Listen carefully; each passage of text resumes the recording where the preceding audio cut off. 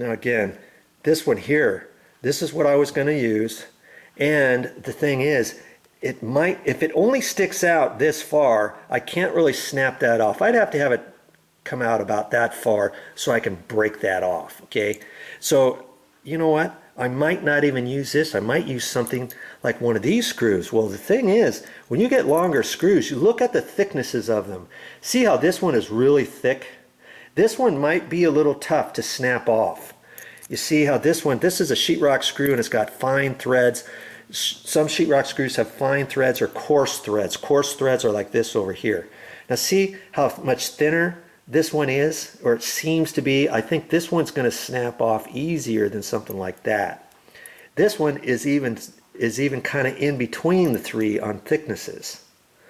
So in fact, I might even use that. But if you're going to use something like that, you see how there's shaft on here? There's no threads there, right? So you have to have it at least longer than that. In fact, when I put this in, I might only just be going to about there. And I'm not going to have any holding power. So see, I may have to rethink that, and I might have to find another screw. Sometimes you can get long screws with the threads all the way up the shaft. Okay? So I might have to dig around for some more screws. There's a tip for you.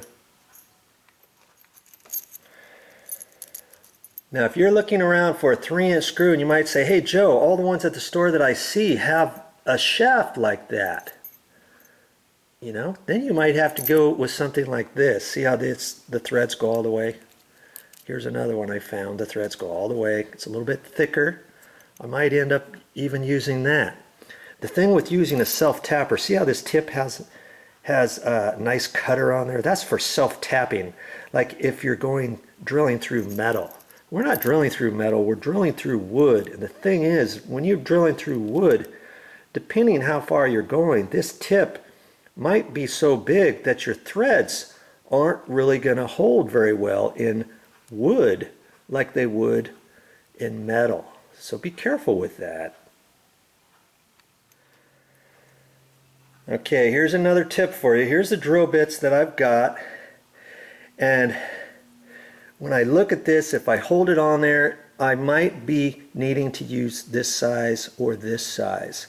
But if your drill bit is not perfectly sharp, and if it's slightly dull, or if your metal is really super thick, and I think this metal is pretty stout in here, it may take you too long to think you can drill it with that. So what I'm going to do is I'm going to take an 1/8 inch drill bit, and that's about this size right here. It's either this one or that one.